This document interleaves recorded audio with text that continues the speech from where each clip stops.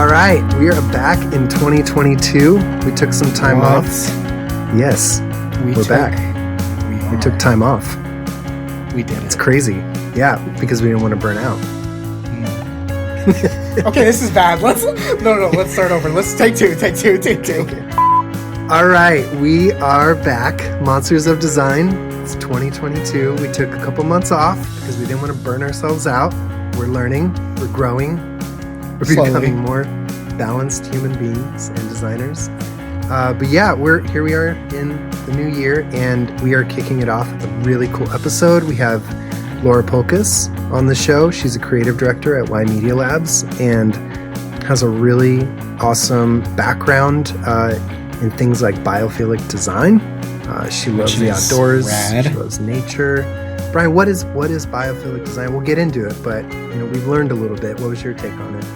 Biophilic design is the practice of taking natural things that exist outside, like trees and plants or rivers, things like that, and bringing them inside. Safely inside. Water going everywhere. So like a big classic example of biophilic design is seeing an oak tree in a lobby of a building, that kind of thing. But it can also be as simple as just putting some plants on your desk and making sure, you bring some of that outside inside. So Laura has a huge passion for biophilic design. We talk with her about that because it's so freaking interesting. And that tees us up to slay the monster of today's episode, which is overtime. Working too much. So we've all been there. We, kind of digging a little deeper than we did, or maybe digging in a different way than we did it with burnout, where we really look at the effects and the consequences of overtime and what does this do to us? What's at stake here? And what would it look like to dial some of that back? So we talk about the 40-hour work week, and we talk about what does it look like to change that up a little bit. Challenging those conventions, I think, is whatever we end up on, whatever we continue to evolve into in terms of how we spend our time throughout the week as designers. I think feeling free to challenge those conventions to make sure that we're healthy and we're as creative and solution-oriented and healthy as we can be is always a good thing. And so I think that's kind of what we dig into in terms of that specificity around overtime as it relates to that sort of bigger burnout conversation. Fuck yeah. And I think with that, let's hop into our conversation with Laura, learn about biophilic design, and slay overtime. Let's go. Here we go. It's like a recording room. Oh my God. I was like, oh, I have to switch over to Chrome. I was using Firefox. I'm like, wait, this is a nifty little app thing. It's a great little experience. Hi, Laura. I'm Bryan.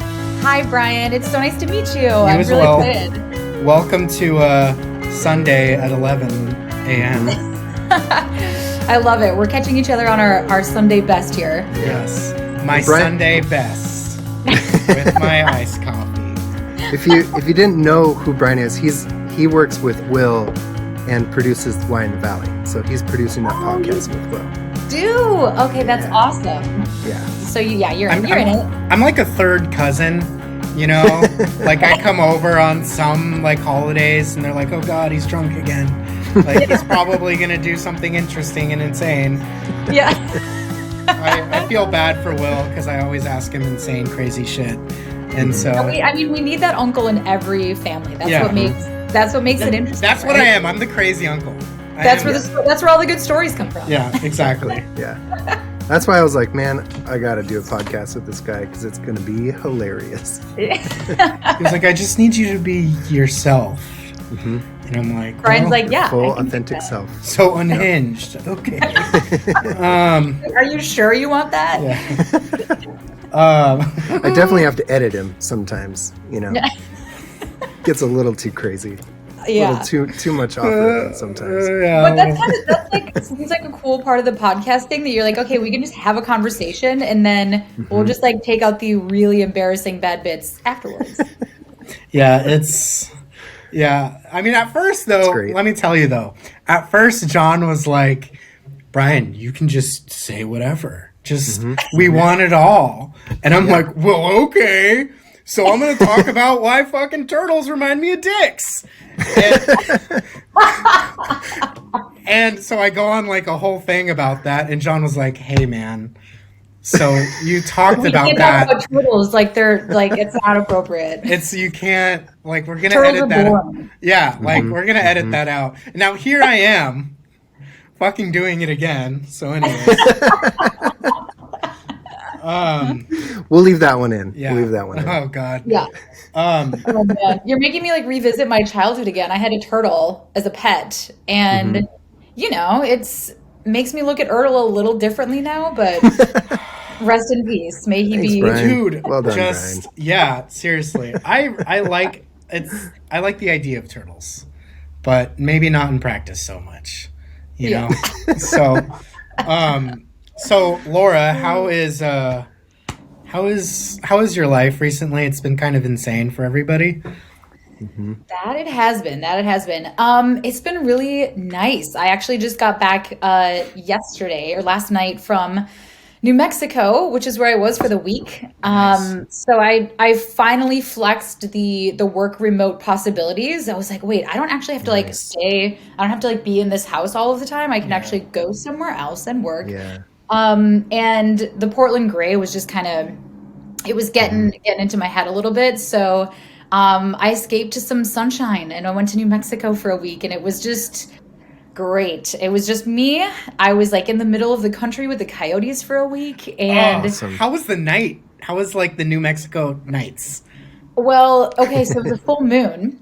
And cool. so it was like super bright, and there was I was staying in an Airbnb that had a little like porch with hammocks outside. So I would just go outside with like a blanket at night and sit outside in the dark, which I don't do very often, but when you're alone in the desert, you have to, because you can hear so far away.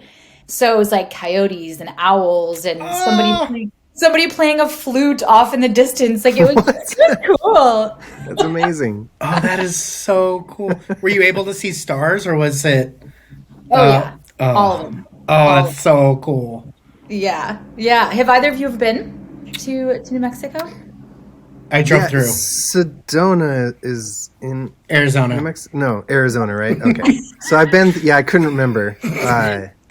But I made my way through Sedona and then like Lake Powell and that part of the nice the south. But yeah, I think like Albuquerque once, but briefly. Okay. Yeah. It deserves its own time. Cool. Okay. Not in combination with another trip. I mean, maybe if you're doing like a whole, I don't know, summer of exploration perhaps, but there is just enough in that little area, that little corner of the country, that it's very well deserving of its own time. Totally. Yeah. That's awesome. I want to go to what is it? White Sands? Yeah. Say that with a question. Yeah, and just experience that. I want to. For me, desert. I was born in the desert. I was born in. Oh, you were? In Inland Empire. When you explain that, sounds like it was like extremely primal. I know. I was born. Where were you born in the desert. Well, because now I'm gonna say where I was born, and I just want to preface this by saying the town I was born.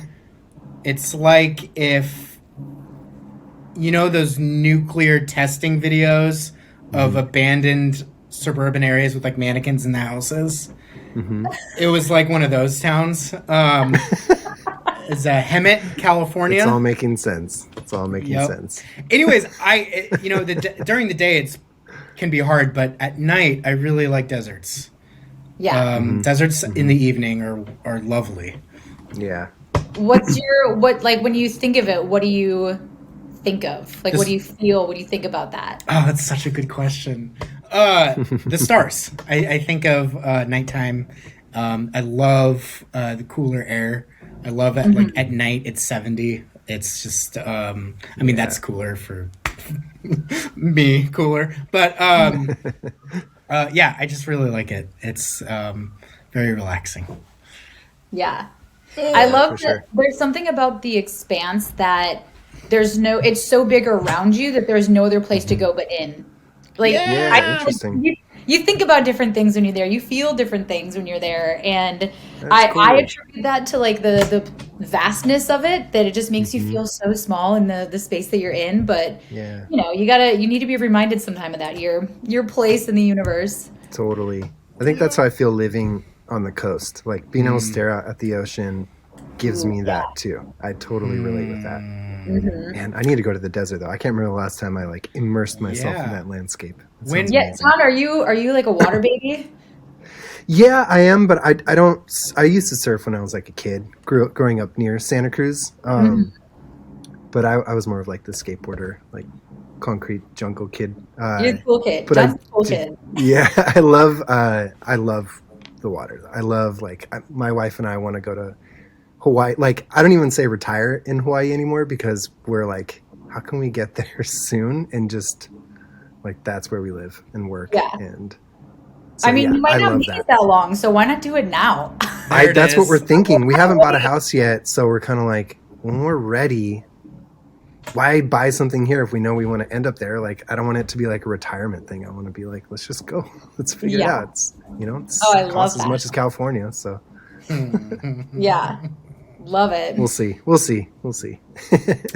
Well, how, I think I was telling Brian a little bit about you, creative director at YML. And then Brian, I don't think I mentioned it, but Laura and I met working on a project for California Pizza Kitchen, doing all of their like menu stuff, all the food menu photography. And Laura came in and was like, I like what you're doing. Here's how we can make it gorgeous. So she like really kind of helped steer the ship, and it was awesome. Such a cool experience and so fun to work with. But that was my intro to working with Laura, maybe like a year and a half, something like that. Yeah, I remember that project. That was awesome. Yeah. The foundation, there was a very good foundation laid already, though. I really was picking up where you and August already dusted Teamwork. Your dust everywhere.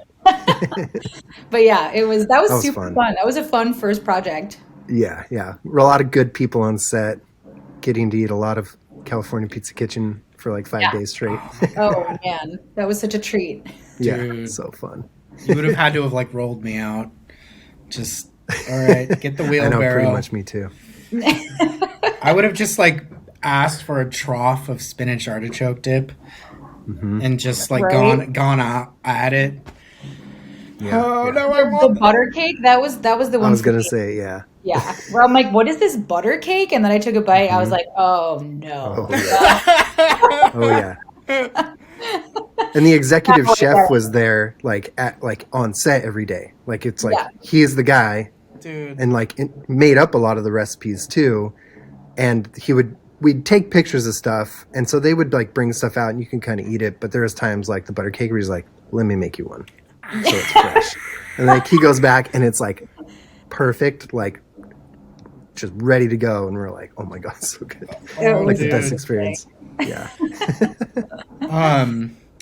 So Jon was telling me, creative director at YML, this digital agency that we're all tethered to. And the other thing that he mentioned that I am super excited about, and I want to ask you some questions, and it will get us to our overarching monster today, which is overtime. But before we get there, one of the things I wanted to talk to you about was biophilic design. Oh, I'm so happy you brought that up. Yeah. So for people who Brian got very excited when he saw that. I instantly gravitated towards it. So for people who wouldn't know what it is, can you explain what biophilic design is? Yes. So biophilic design roughly translates to love of place and love of space. And it is working with the elements outside to bring aspects of them inside. So, there isn't this separation between indoors and outdoors, but you can blur the lines a little bit in order to tell your brain in certain ways that it can be more at ease in the place that you are, where there doesn't have to be this escape that happens, that if we just bring them a little closer together, then then you can enjoy the great indoors, is what I like to call it. That's awesome. But as you can see, even from my wallpaper, I have a wallpapered wall for, I know this will be audio, but for the listening audience, there's a like patterned, I have like ferns and plants patterned on the wall behind me, but that's a really great example for me. I love the forest so much. Forest, moss, it's, plants on plants on plants. One of the reasons why I love Portland so much, and just the Pacific Northwest, but things like that, like bringing it in so that I can be reminded that, like there's things about that I love and that make me feel really calm. So when I can bring that inside, then I don't need to leave the house and go somewhere to enjoy it. I can just be in it and feel the benefits of that in the space that I'm already in. Yeah.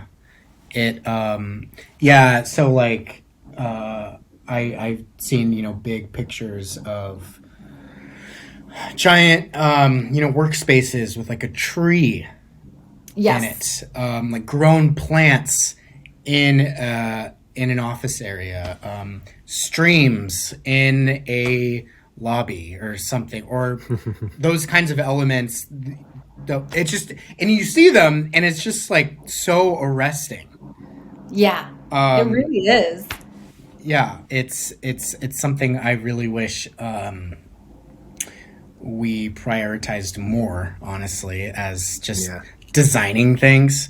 Because our brains are not meant to thrive indoors all the time. You need both. And I think especially in the last now 2 years, I've been saying 1 year, but I'm like, no, it's 2 years of the pandemic where we have had to be inside a lot more. It was very unsurprising that people were drawn outdoors. They wanted to be in the parks more. They moved from cities to places that had a little bit of that closer access to nature. Because I think when that is one of the things that's taken from you, you can feel it in your body, the lack of, I just need to be outside. I just want to smell fresh air. I just want to see the horizon. John, you were mentioning being by the water and just the feelings that brings to you. And that's the stuff that I'm really interested in. And there was a presentation that I had done last year around this. And there's an incredible amount of research that's being done for just all of the benefits for things like depression and anxiety, but also in healthcare,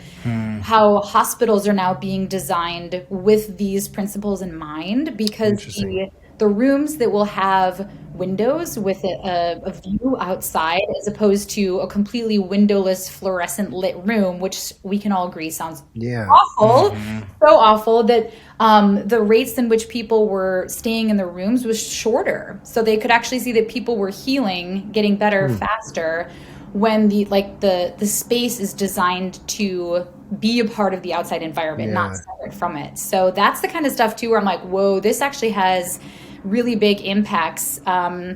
Sandy Hook Elementary, for example, when they rebuilt it after the shooting, was all built on biophilic principles, because it was a community that had gone through clearly such a traumatic event that they wanted to build something that was new and different from what was there, but also to help a whole community of people heal and be calm and at ease in their space. And so, it's wonderful. I can go and buy a plant at the nursery, and it's great. That makes me feel good. But there is a much deeper, neuro connection to that, of our connection to space and why we need the things around us that we do. Totally. I could literally talk for hours about this, and I have so many other questions. But so, John, I feel like Laura, you should make your own podcast called The Great Indoors, and just don't tease me on that. There's some ideas brewing from my time in New Mexico that I'm like, should I do this finally? I mean, do it, or a book or something. Yeah, it was. I love that phrase. Before we hopped on this, I was talking to John about Biophilic design, and then this idea, and not just in fiction, but I think it's being thought through to be implemented today. But solar punk, which is this idea. Laura, do you know what solar punk is? Jon, I explained I it. don't. Okay, Yeah, I'd love to. so it's a way to think about futurism, but instead, and like future city building, but instead of like the neon drenched Blade Runner esque flying car type thing, it is a way to prioritize biophilic design in these giant futuristic cityscapes. So you have giant plants growing on the outside of buildings, just like cascading down the walls. You have solar panels everywhere. You have trees in the building, just naturally growing within the structure. And it's just this way to marry futurism and nature in a way that is, you look at it and it's soothing. It presents like a very nice grounding image of the future. Are you familiar at all with Paulo Soleri's work? No. Have you heard of him? Okay. Tell us. So allow me to just again, we're just going to open up the biggest can of worms ever. Do it. So he is a visionary, was a visionary. Have you heard of Arcosanti? Mm-hmm. Okay, so it's right outside Sedona, but it is this community in the middle of the desert that was designed for that. It's designed to like be of the space that it's in. But his idea, he has all of these like notebooks and writings that he's done on this exact thing that you just described, of how we can build communities from 250 people all the way up to millions of people, how this can scale to be at ease in the environment that it's in. And he had one in particular that was really interesting called the Arterial City, like an artery. So as opposed to, when you think about a city like San Francisco or New York, where it's kind of like concentric circles, there's a heart, and then things kind of, go from their center outward. And then the people who have the views of nature are just on the periphery of that. But in an arterial city where it's built as like a long skinny vein that would actually go through the environment, then everyone has a view of that. Everyone can look out and see the nature, but it goes like more in the line of, when you think about how blood might move through a body. But Paulo Soleri is his name. I think you would really enjoy reading some of his philosophies, because that sounds out exactly like what you were describing, Bryan. Yeah, no, I didn't even think about that with the Arcosanti, because I had a friend in Arizona. She like stayed there, I believe. It was like a thing on Instagram. Cool. And ever since then I was like, what is that? It's a wild place. Yeah. So so now, is biophilic design, like, we're talking about your role as a creative director at YML. Like, do you get to incorporate biophilic design? Is this a passion that exists outside of the work? It is very much, right now, it is more outside. Mm-hmm. I try and incorporate it more into more of my daily practice and how I structure my days, how I have organized my office here, where I'm sitting here looking out a window I'm on the second story, so I can see eye level squirrels and crows when they start playing out in the branches in front of me. So I've oriented my space with that. So I have to say, by the nature of that, it does affect my work, but I wouldn't say it's something that I've brought into like the practices of the design that I do with clients, because it's hard to do in tech. Yeah. It's really hard to do. And, there's certain things with composition about how, when our brains kind of scan, our eyes scan interfaces, where there's certain ways that you can organize things that would help things pop out a little bit more, but I haven't gotten the chance. That's more on like a ground up project, but I haven't gotten the chance to do that yet. So in answer to your question, no, not right now, but I'm very curious about the ways to do that. Yeah. While Bryan and I were kind of talking about this ahead of time, and kind of gushing over the biophilic stuff and how interesting that is, and realizing, you know, obviously that probably comes from a place of what you're passionate about outside of work, just in life, you as a person, not as an employee.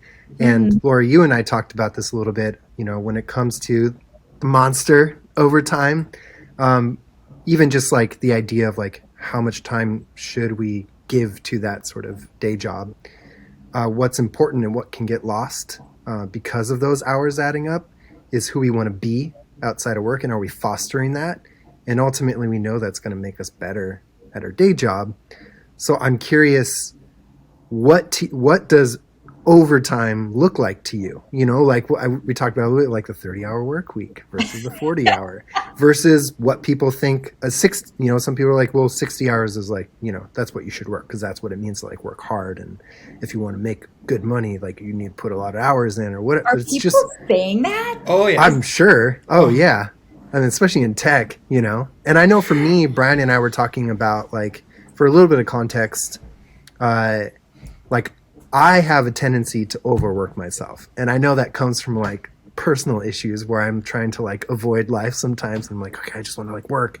So for me, going 40, I'm going to do everything I can to not work more than 40 is my way of reining myself in.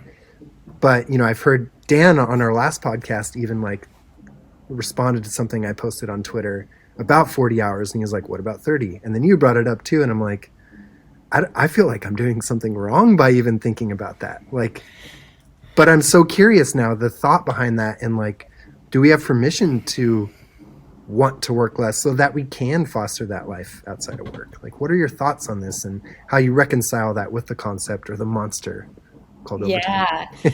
Yeah. Well, and I really resonate with what you said around, you feel like you're doing something wrong. There's like a guilt that comes with wanting to work less and to, you know, because you think about, there's all these, what I call just borrowed values of other people, of culture, of parents, like all these little messages that get in that kind of shape our belief on why we do the things that we do. And I was really interested to talk about this one in particular because it's like, okay, 40-hour work week, and then you get the weekends, and that's just what you do.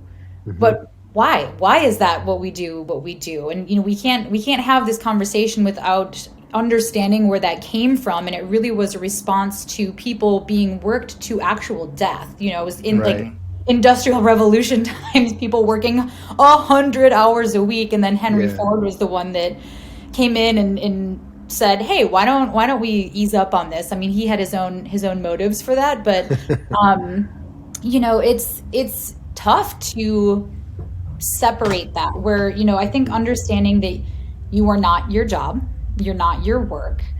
And I'm in specifically for this conversation where we're talking tech and design, that tends to be a very, how do I say it? It's easy to get so immersed in it because that becomes your identity. Yeah. And I think one of the things for me was realizing I'm so much more than just this. I'm so much more than my job. I have all these other interests that some of them overlap, most of them don't. But if I'm working all the time, I'm not becoming that person. And I hadn't defined who that was yet. And so when I had my reckoning of saying, I need to tone this down a little bit, my body was telling me that I needed to tone it down and take a step back and really make space for these other things, then, you know, that's when it was like, okay, I actually have now things that I want to do more than working. Yeah. And of course there's going to be times when you want to work overtime because you're in this creative flow and you get into it and you want to, but I think it's when there's the expectation too, that becomes really dangerous for our creativity and for our bodies and for one another. Yeah. So now, as you said there was a reckoning.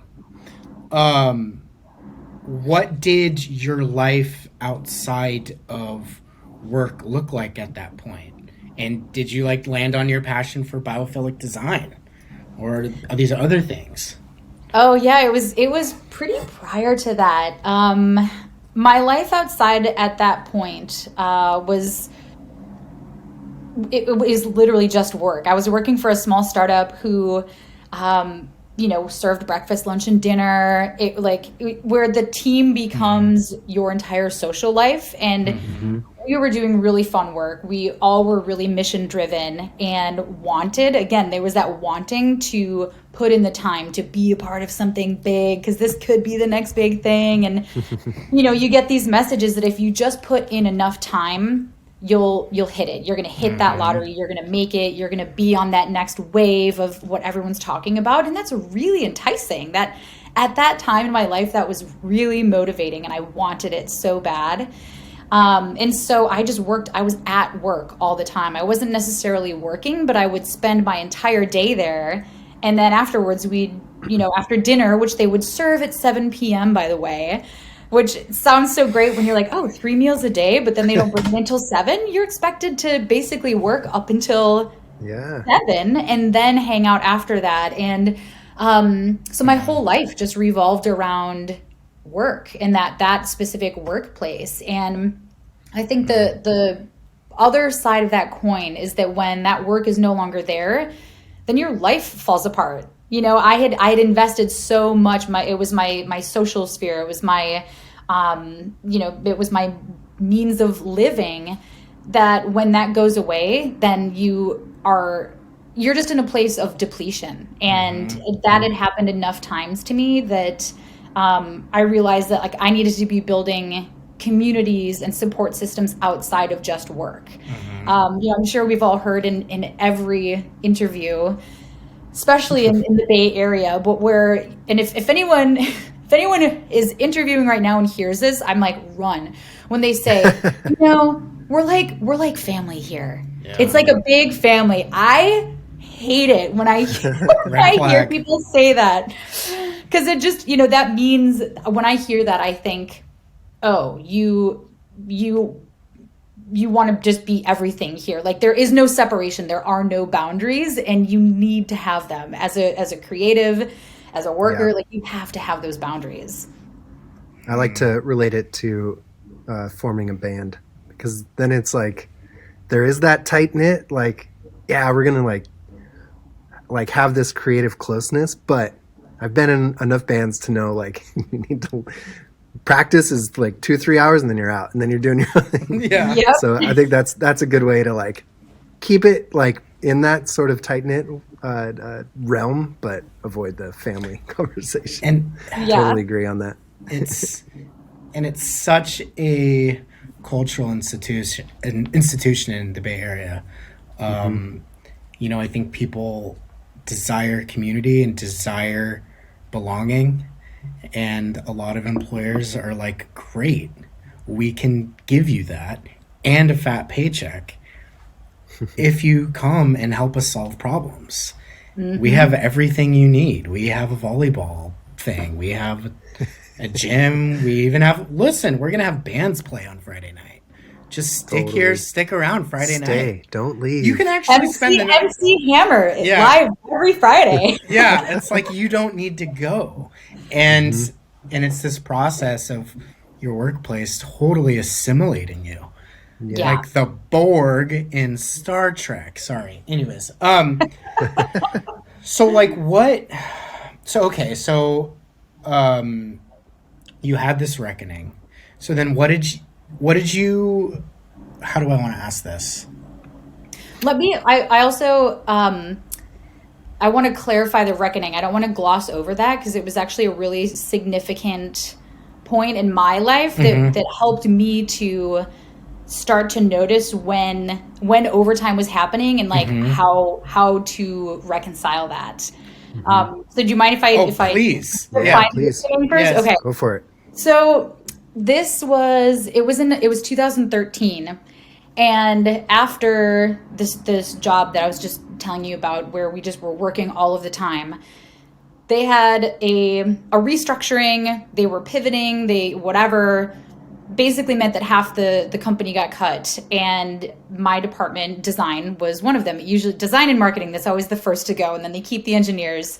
No fault to them at all, but I So I'd had a couple strings of employment like that where, I invest everything, I'm working super hard, something happens, and there is these group layoffs that would happen. So it was a bummer. I felt like I got knocked back so many times, and my mind was just saying, just keep going, find the next one, jump in the same way that you did, and one of these times it's going to work out. So I think it must have been like midweek, but anyways, there was this group layoff that happened. All of, my friends that had also been laid off, we thought, you know what, let's just go to Ocean Beach. We're going to spend the day playing on the beach, just trying to relax and have a good time. And so we went and we hung out for a bit.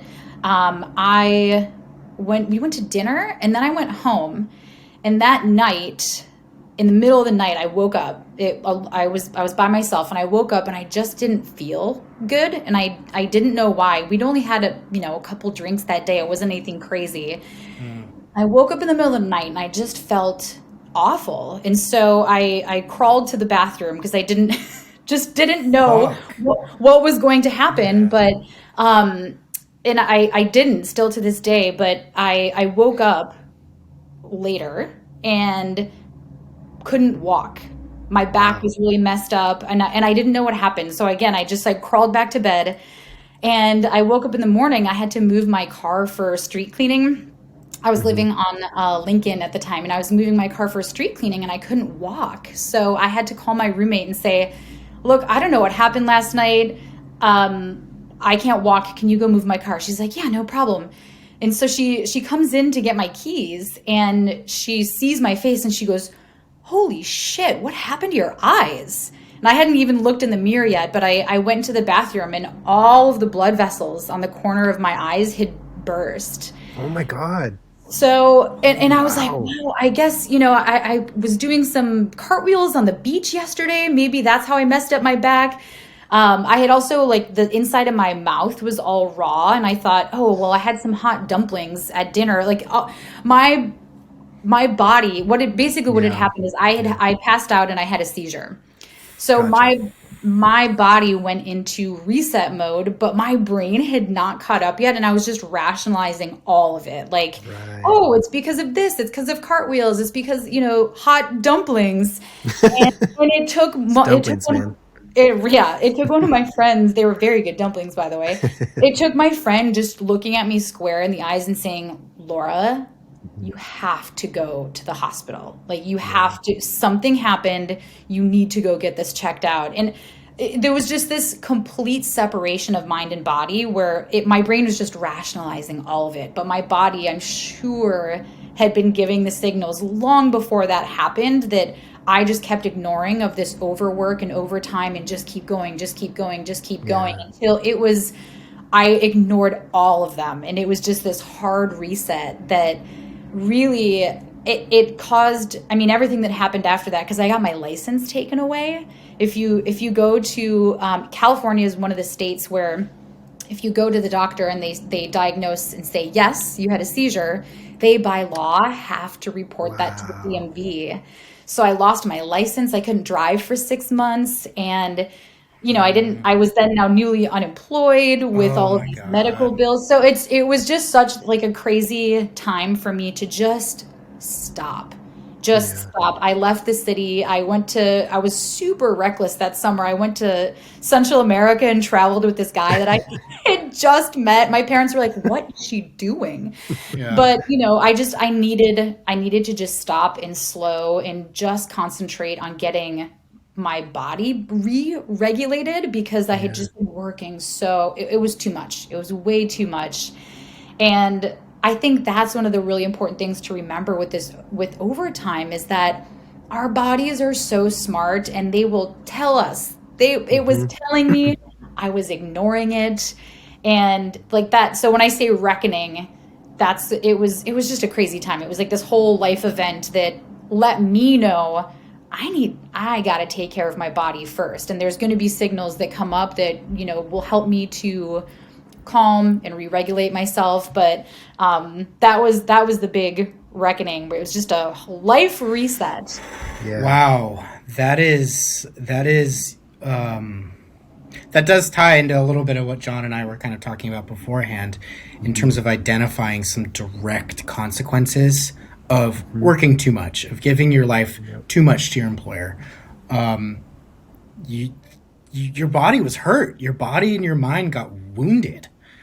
Really sorry to hear that. That is, I know it sounds like positive realizations emerged from that, and yet there was still suffering that had to be traversed, right? So that's just it's hard. Yeah. It's really hard. Yeah.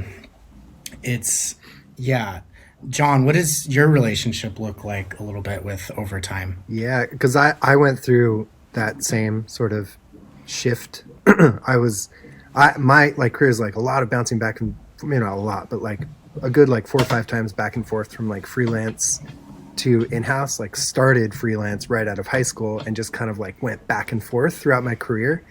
And what that means is there's a lot of overlap. So when I take an in-house job, I'd either be finishing out work or I would just be like, no, I'm going to do both. And I've had that experience. Fortunately, YML has been like and I feel like I always like YML, but for reals. And I think it more has to do with like personal growth. It's the first time where I've been able to just like, I'm going to focus on this. I'm going to try really hard to, like I said, like even at work, not push past that 40-hour mark as much as I can help it and, flex when I'm excited. But in the past, I had an experience where I was very much like working a lot of overtime, so probably 50, 60 hours at the day job, then running freelance jobs on top of it, like big productions.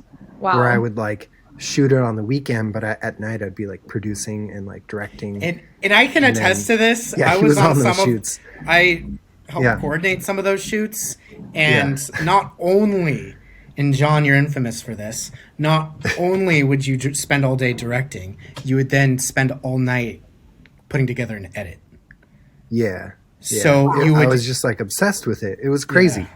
Yeah. And I think there was part of it that I really did enjoy, but I didn't realize that I was like not dealing with life in all the ways until I had a breaking point. And Brian and I were talking about earlier, and I've been hesitant to bring this up in our podcast, but I feel like this is a really important one. But I was like suicidal for a point, and I'm not trying to be dramatic, but it's been like in the back of my head because I'm like, people are too afraid to talk about this because of the stigma. But like there's been some current events that Brian and I were talking about where we've seen this happen, with people that we know, and it should be talked about, especially within something like overtime, where I know for me, like it did put me in that place years ago, and I'm doing great now because I got help and I worked through it. But like, we got to take this stuff seriously because it can wreck your body, but it can honestly make you very destructive.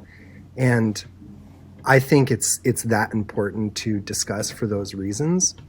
So without going into it too much, like I've had a similar situation where like I don't want to live, and that's like crazy to think that like I let work be the thing that pushed me over the edge, while there are underlying things. Work can become that thing that pushes you over the edge. And I think solving things like this can help mitigate that stuff. And it gives you space to, like you said, become who you want to be outside of work. And I think that's going to help get you to a place where you're healthy and you see work as something that you can draw a circle around.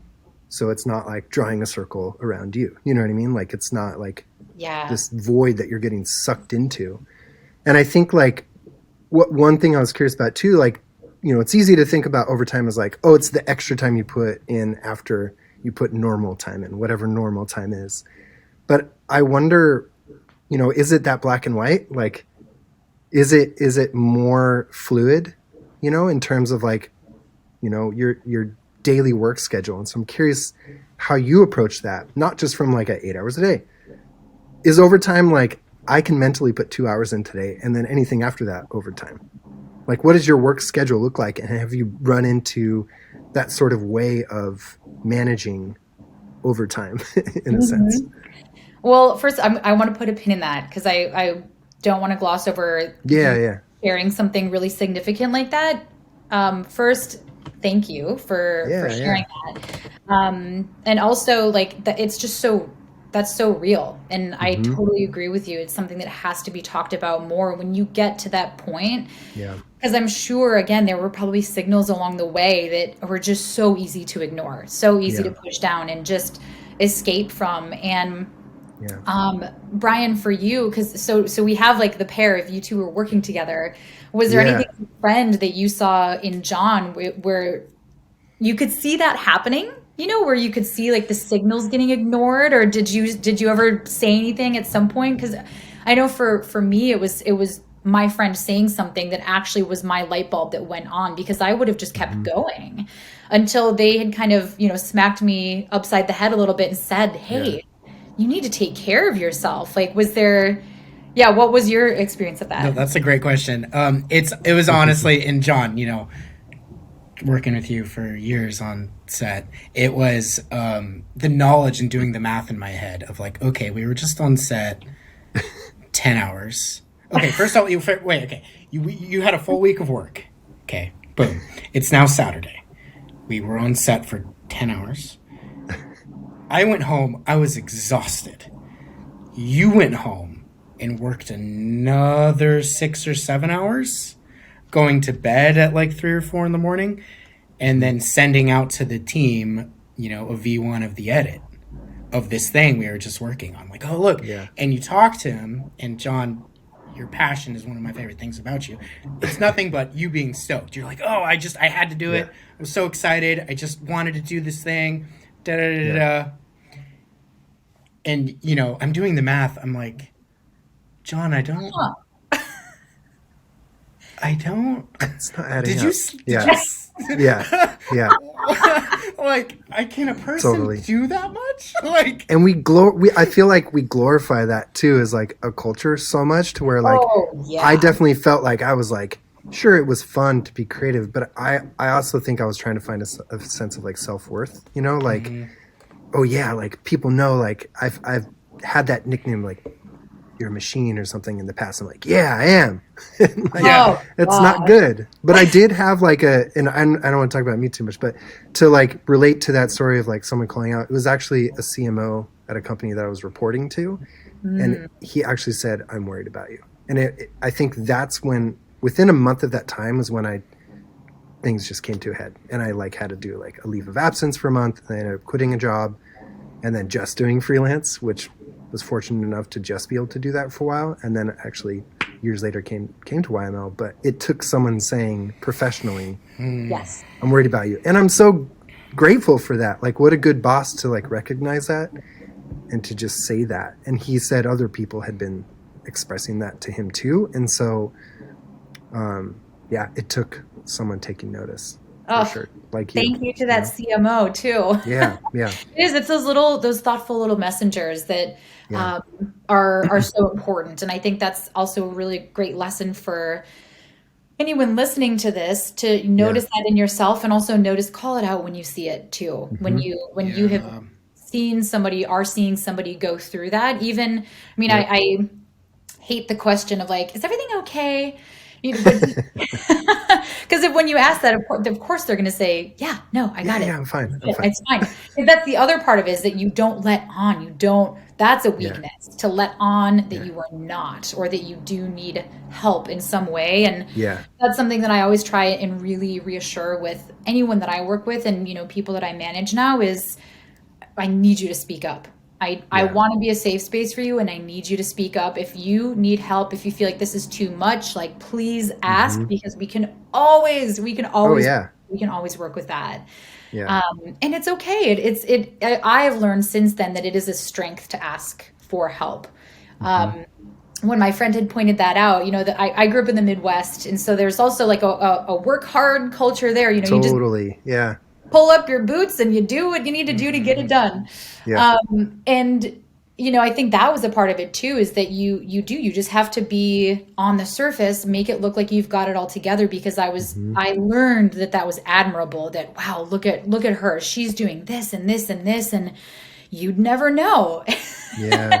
She just looks like she's got it all together. And that, it's like, well, why do we care about the perception of that? And, you know, when I hear people talking about, there's like this martyr thing that happens too, of, oh, well, I was in a call until this time. And then I had another call that went this many hours. And it's, Yeah. again, Brian, like you said, you start to do the math. It's like, are you sleeping? Are you all right? And it's like, you know that no one is getting an award here for how much you work. No, there Yep. and there is that, and this is something I have to be so conscious about these days. The award is feeling that pride for advertising how busy you are. Totally. other Oh yeah. people. Oh, I worked so many hours this I worked so. Oh man, I've just been so busy and just just conveying to people how busy you are with that pride. For me, Right. I just felt so good being like, oh yeah, I worked 70 hours, da da da da da, and I look back on that and I go, that's fucking insane, because your life at a certain point was no longer your own. It was hijacked by somebody else after a certain point. It's no longer an equitable exchange of here's a service, pay me for the thing. It's Right. it's oh, your life is ours. And it's I don't know. I for me, one of the things I still have to struggle with is the pride. And one of the things it's harder because I'm working so much from home, but seeing those signs in other people when they start talking about how proudly busy they are, it's like a good opportunity to be like, hey, so like, what is... Talk to me about this.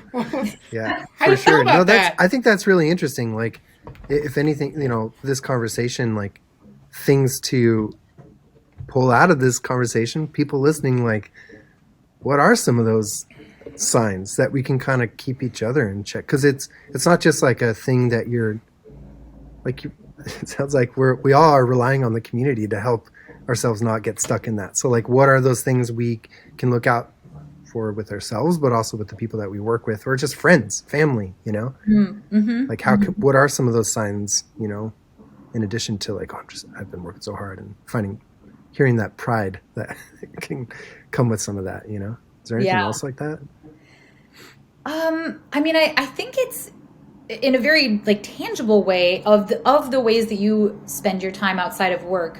What is the progress there? If it's a hobby, if it's other relationships that you're trying to nurture and grow.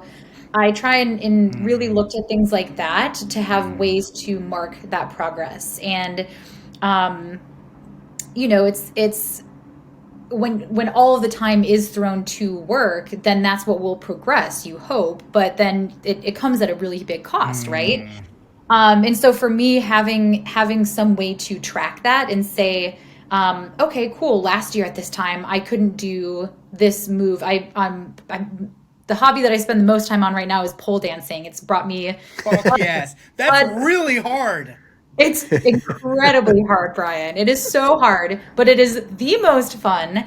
That's awesome. It has been such a great channel for me and my creativity, but also in terms of just something that you can immerse yourself in that's off screen and that I can track the progress and know, okay, 2 weeks ago I couldn't do that move, but now I can do it. I've put in enough time in training and effort and conditioning that now this thing is possible. I unlocked that move. Nice. Awesome.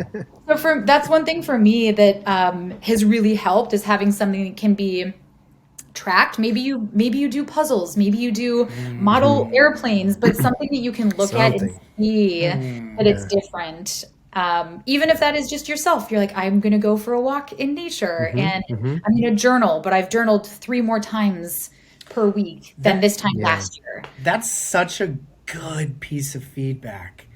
That is such a, because it's like, if you work out, well, if you see that you're no longer working out, you're going weeks without working out, well, what does that tell you? Or if reading, if you're not really reading, or seeing friends, listen to what your friends are saying.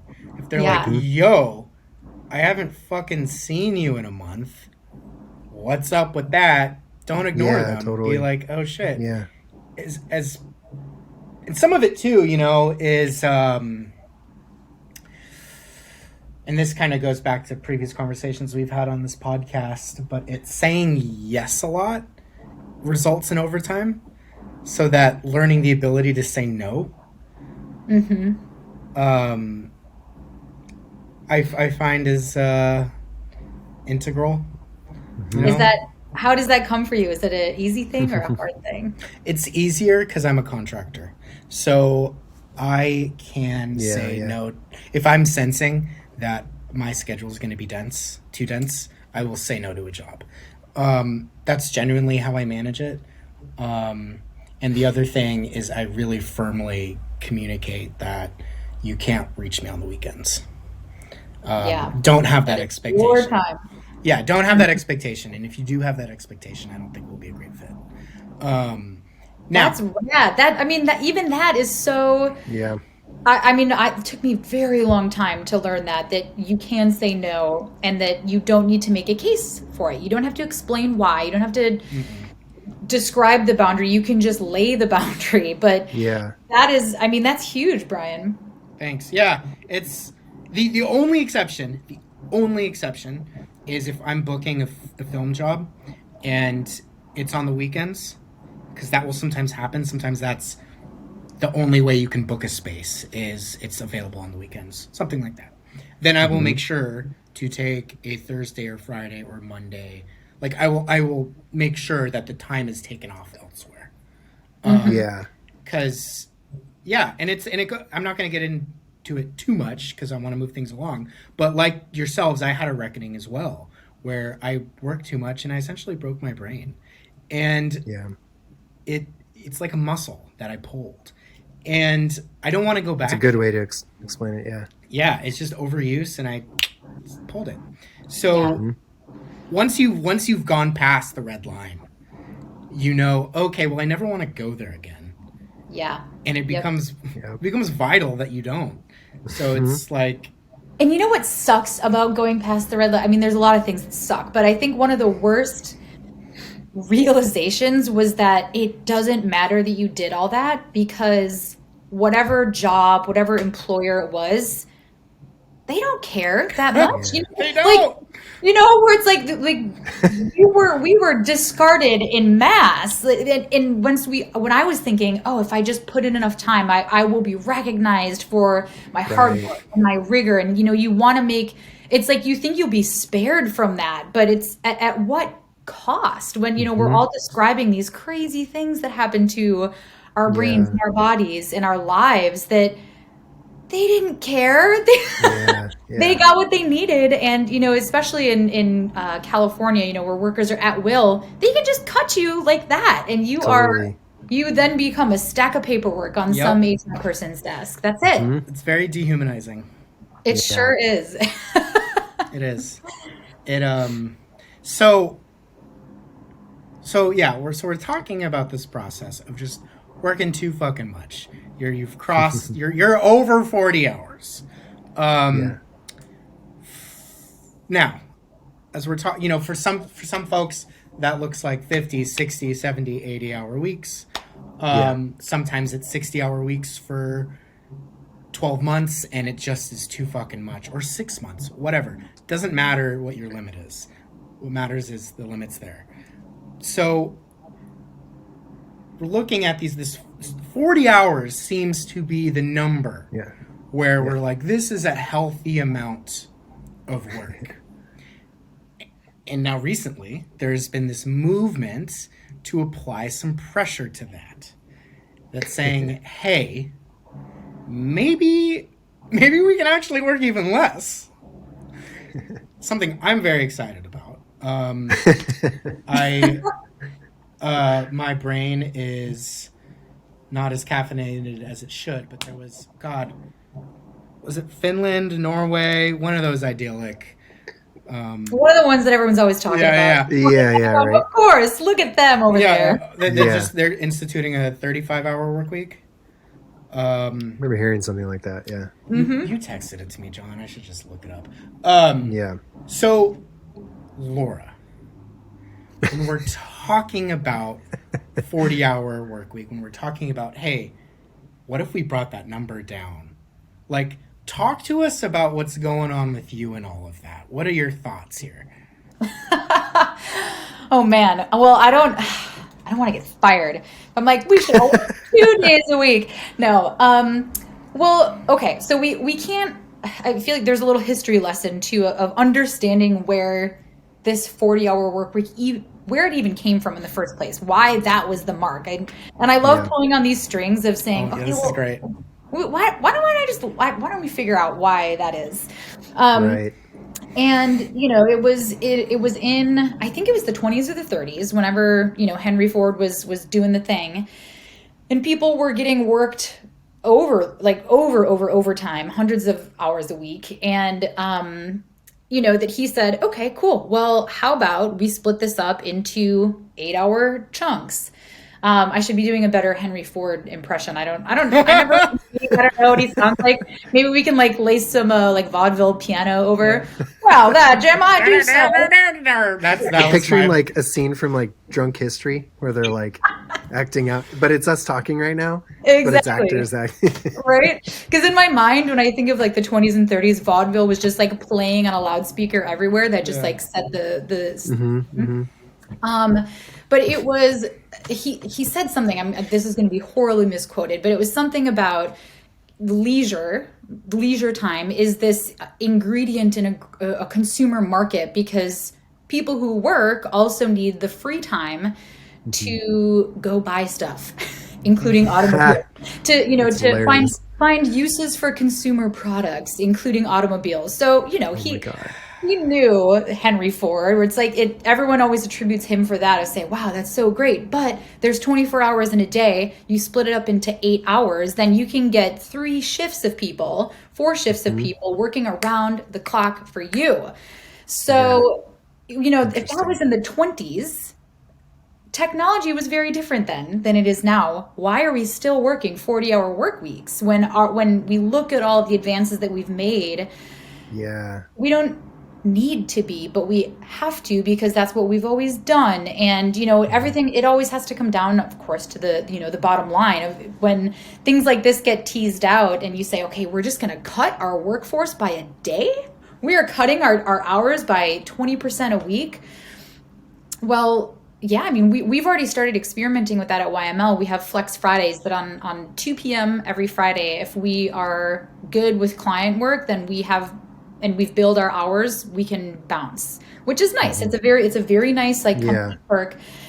And when I was reading, I think I read that same article, John, that you had shared about these places that are experimenting with 4-day work weeks, and they have not noticed a shift in productivity.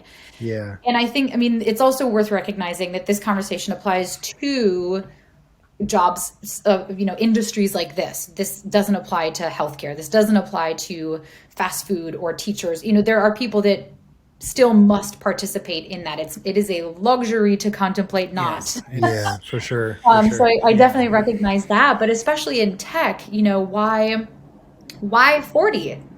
I want to sit every CEO down and just say, let's talk about this. Why 40 hours? And what is the difference that you're getting from people who would put in a really solid 32, very focused 32 hours, and then have 3-day weekends? You're so rested, you're so refreshed, you get time to spend on the things that are important to you, whether that's family or friends or just yourself, or as the Henry Ford was talking, the leisure time to go buy goods and services in your local community. Go to Target. There's the impression. We must make time for capitalism. Yeah. So that's ultimately what I think. But I think we should be working less. I also don't want to get fired. So if anybody in YML is listening to this, still putting in my time. It's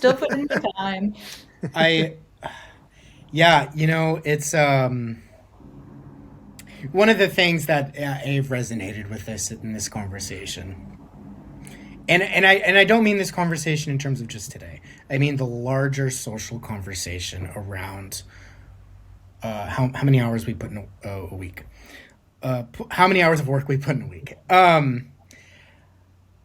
I've had to identify, okay, well, when are you productive? And then when are you not?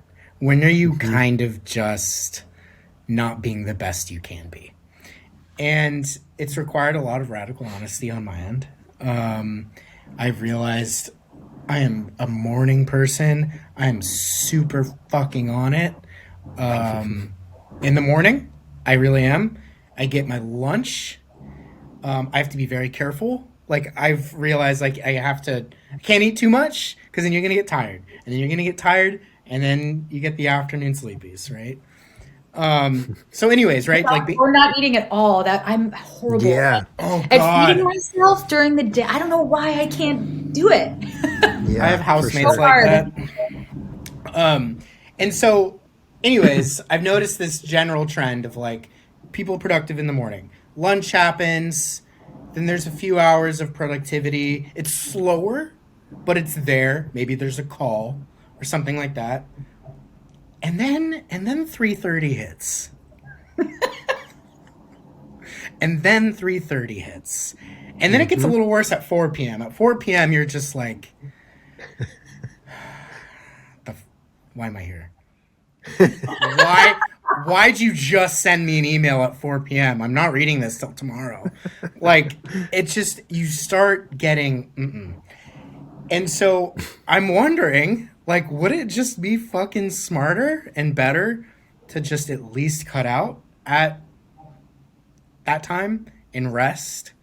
Because I don't know. But then the thing is, then John Sontag over here, who's a laser beam. So, John, talk to us about your... Well, no, I think, I resonate too. I grew up in California. My parents are from Milwaukee and like Cincinnati area, so like back east. And I feel like it's like a lot of that's like in my DNA. My dad was an electrician, my mom's a teacher, and like kind of grew up like that, like humble household. They worked really hard. My mom works a lot. She's a writer as well, and so she like would teach and then write all night.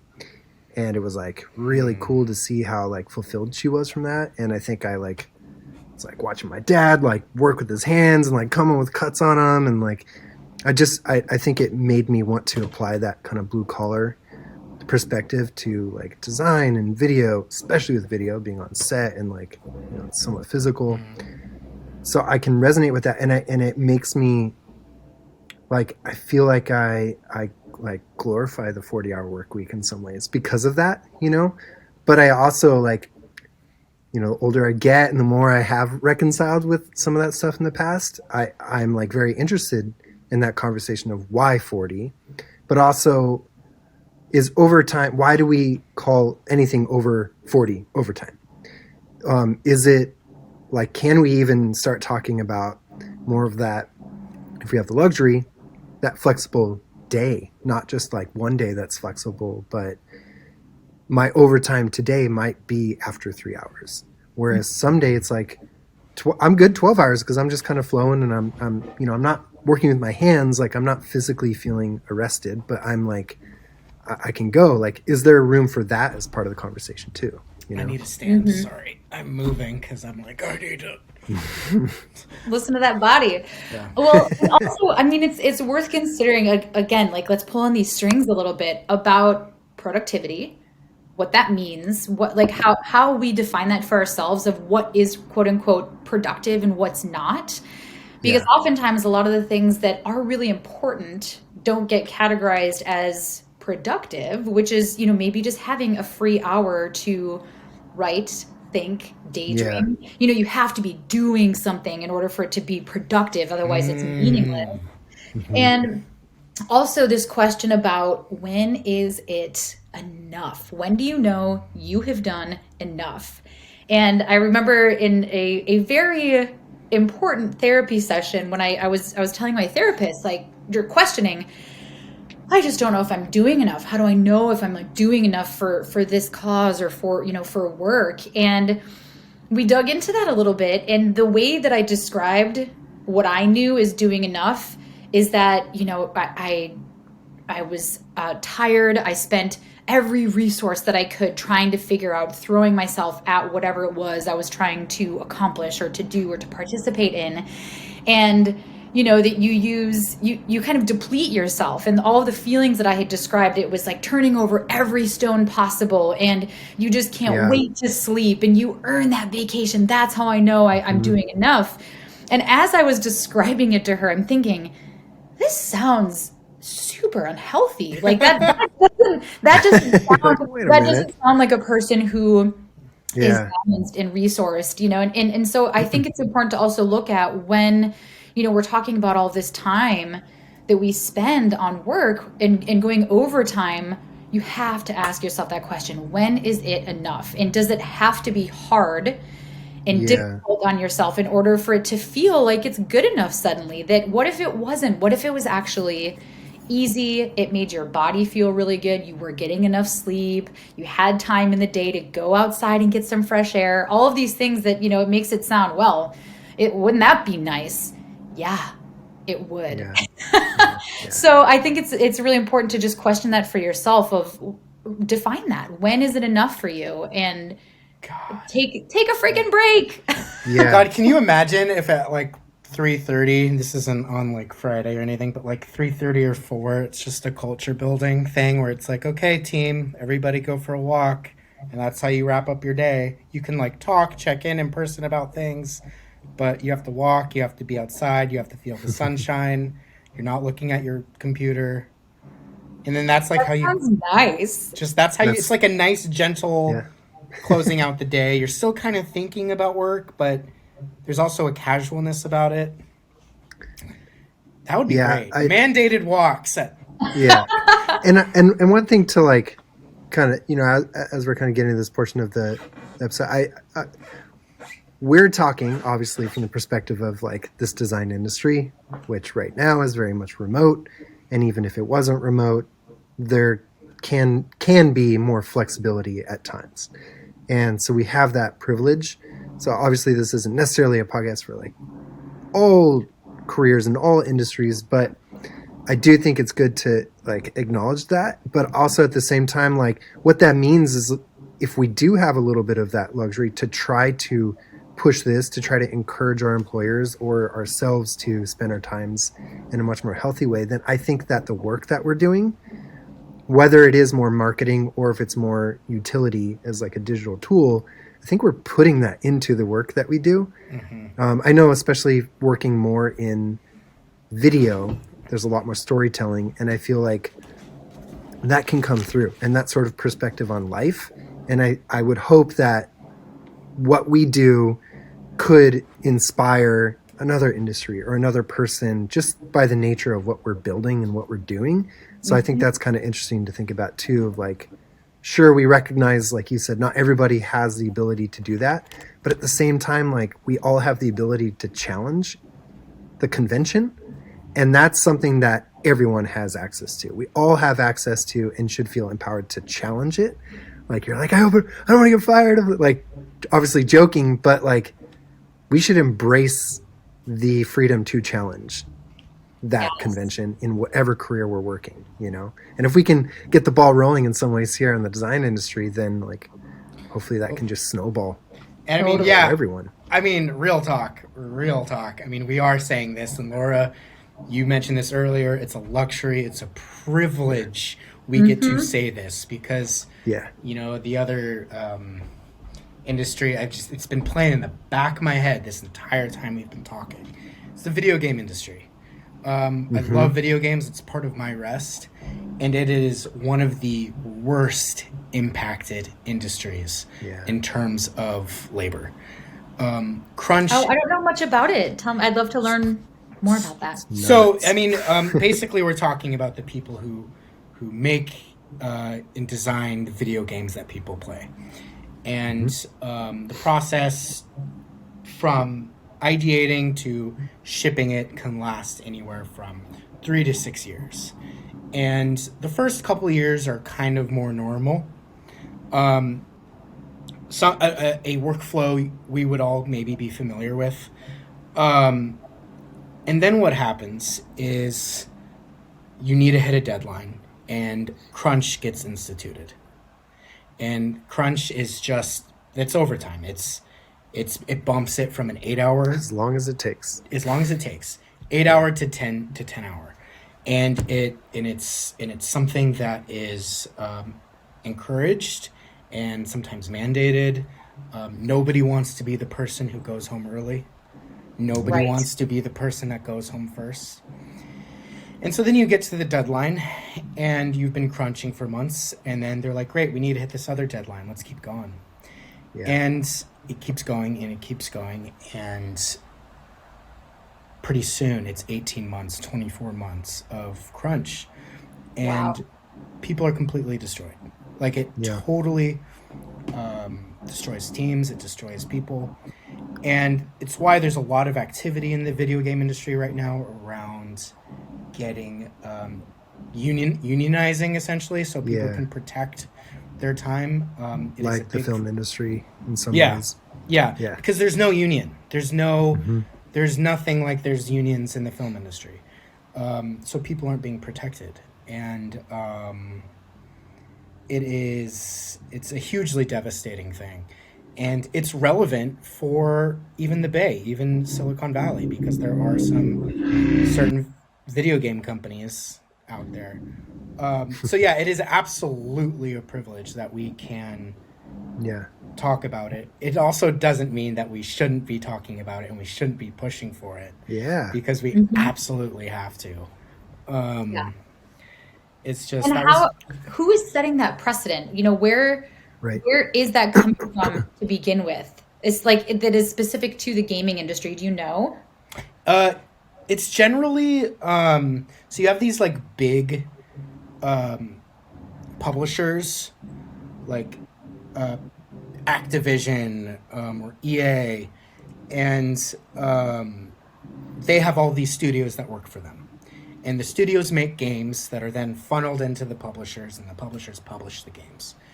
And the market, for them to hit basically all their financial goals, they need to be releasing certain games at certain times.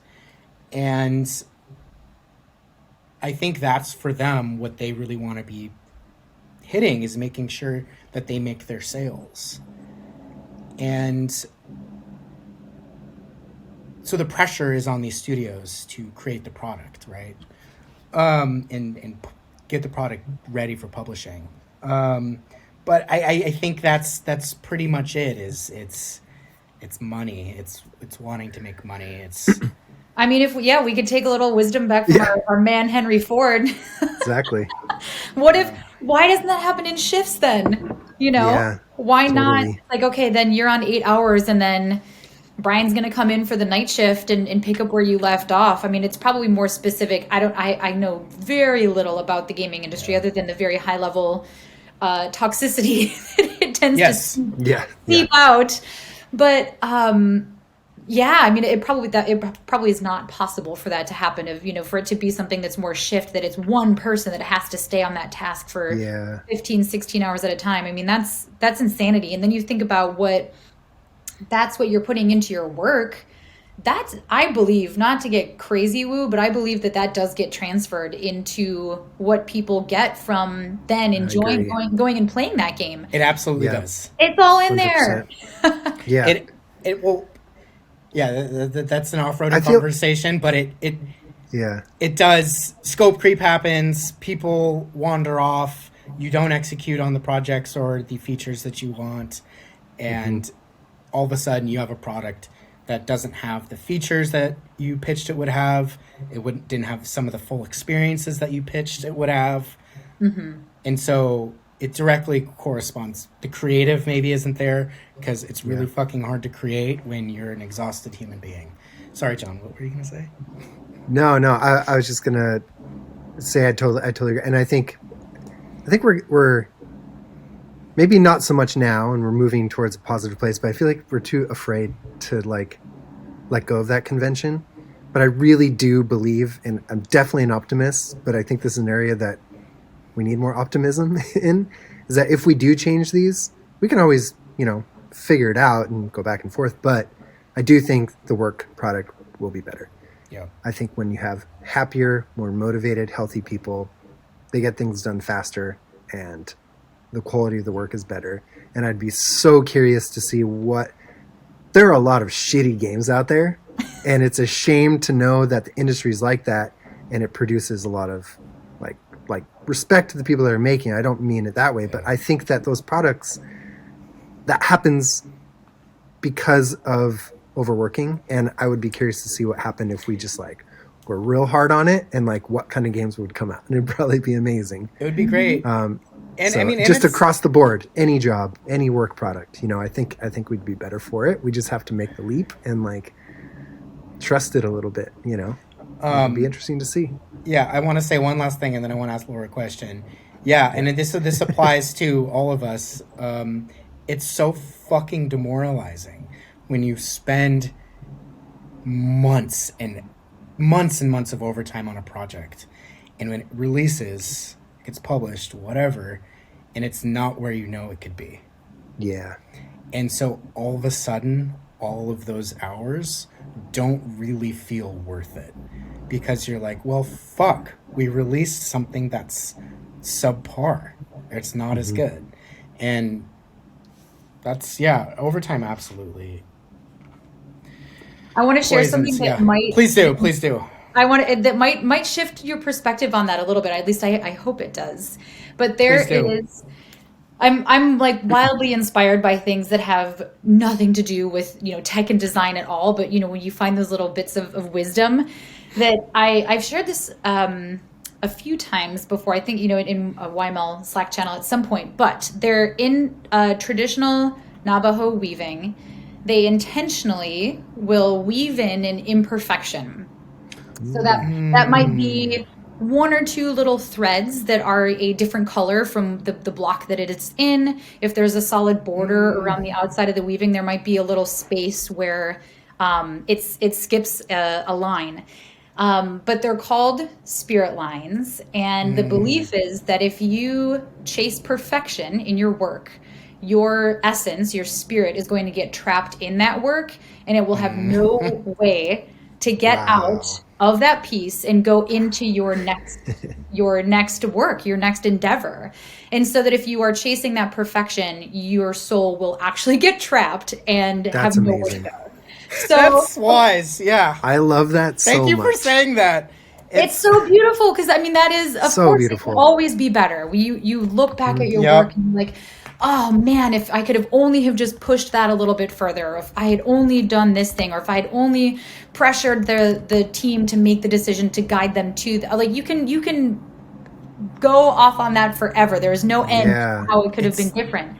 But those are the spirit lines. You gotta let your spirit go to the next. Just let it be what it is and move on to the next thing. It's so true. It also reminds me of kintsugi, which is the Japanese method of you have a bowl, you make, this is for pottery, so you have a bowl and then it gets cracked, you repair it with gold. Yep, it's a mixture of gold dust and epoxy, and you mix it together. And so it's believed that when you bring more attention, you draw more attention to the imperfection. That actually is what makes it more beautiful. It's the same line of thinking. You just draw more attention to it, which is extremely difficult to do, but it is. I think we can draw inspiration from those things. Like, why would our work differ any from their craft? Those are the types of things that, outside that we could, I'm really interested in bringing more of that in, because it is when we chase this perfection that it just 1 more hour, 2 more hours, 3 more hours on this thing, it all kind of starts piling up. And sure enough, your essence, your spirit, your soul, whatever you believe that to be, your creativity is trapped in it, and it has nowhere to go, and you will destroy your body trying to get it out. Totally. That's such a helpful way of looking at it. It's a very helpful way of looking at it. So just think of those as your spirit lines, Bryan. I will. Thank you. Thank you for saying I feel like that is, I don't think we could have a better way to wrap up the conversation and to make sure we don't go into too much overtime. See what I did there?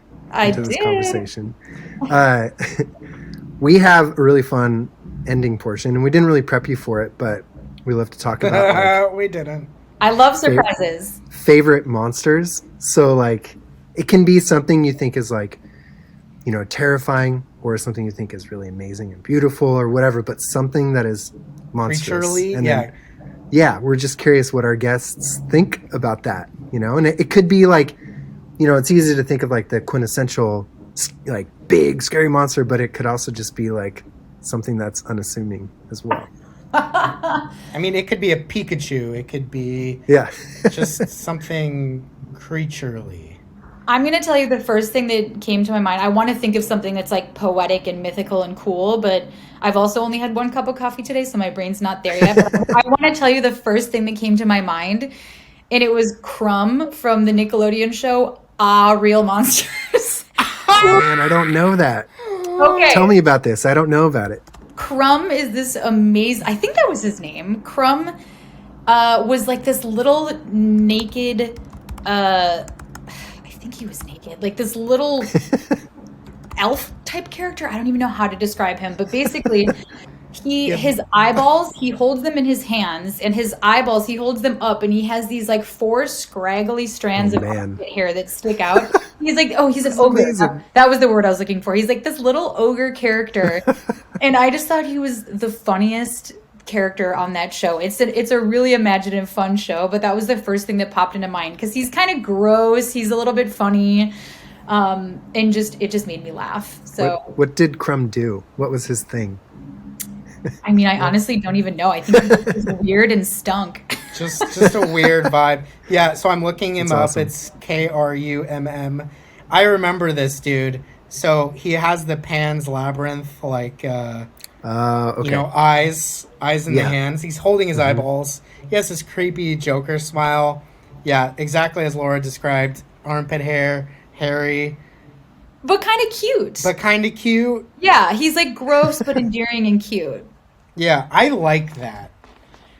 I enjoy Crumb. That was a good answer. I think it's always awesome. In terms of monsters. We're ending with like understand it and learn to love it. That you can see it for what it is. You can say, okay, I recognize overtime is something that I just want to be recognized, and I want to feel like a valuable part of this team. And here's my specific way of doing that. And for Crumb, he just walked around. All he had to do was walk around naked with his eyeballs in his hands. That was enough. That's how he knew it was enough. He's an inspiration to my person.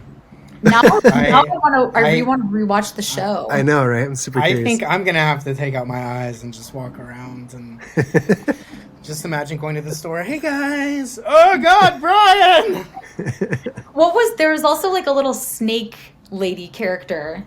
There were 3. God, okay, so... Right? There were like 3 main character monsters, and they all were just really like silly and cute.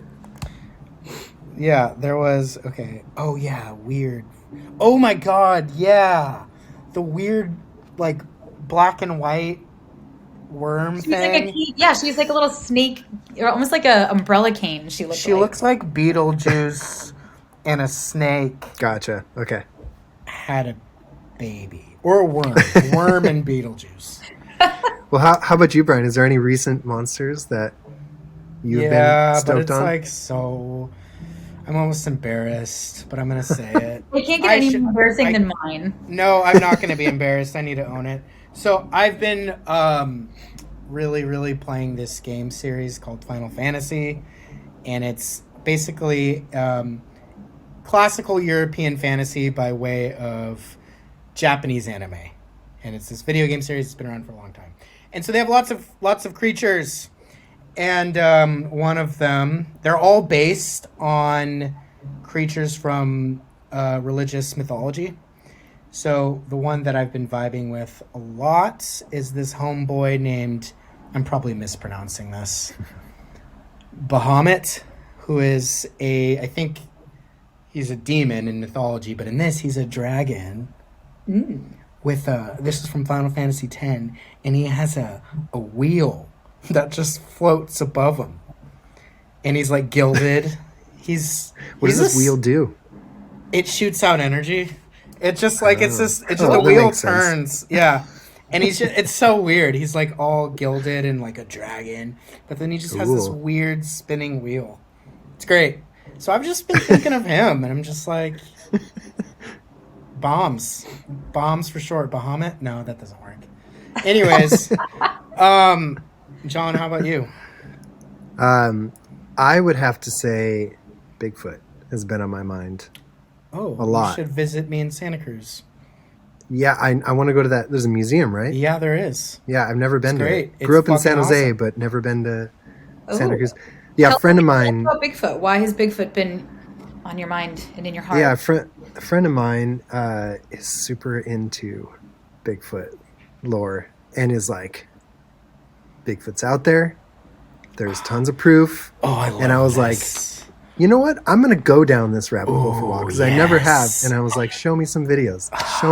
Show me this proof. And he started showing me some videos.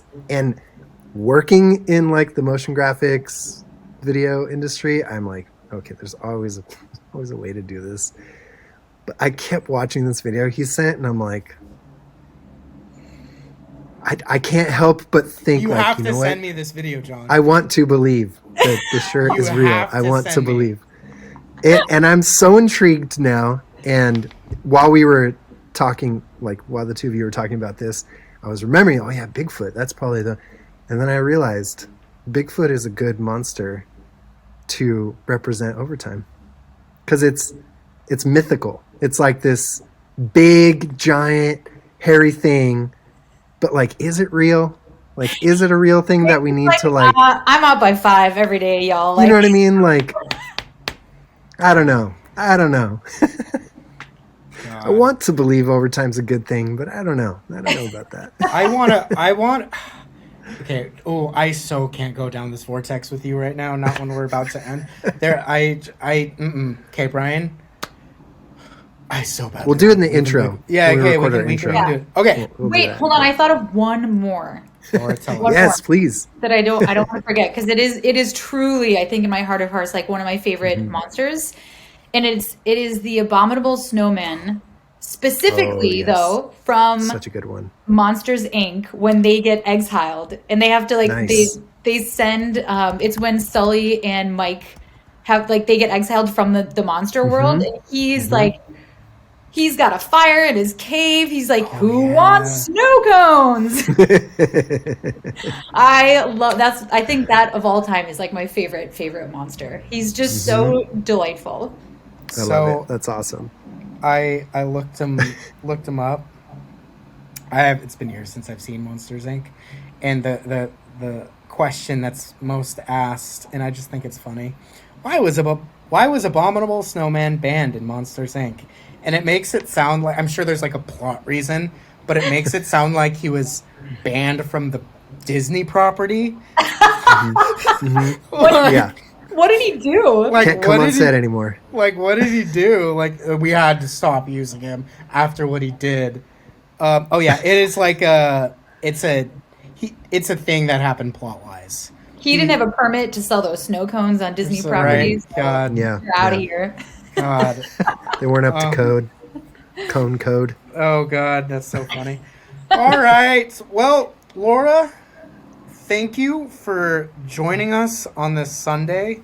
Thank you And- for having me. This has been really delightful. And Yeah. there are so many other topics that I'm like, oh, we could just dig into that I next know. time we go into this. So Yeah. We'll have to have you on again for Yes. I'll start a 100%. spin-off and we can have all those. But Please thank you so do. much. This I has will- been Yeah. really great.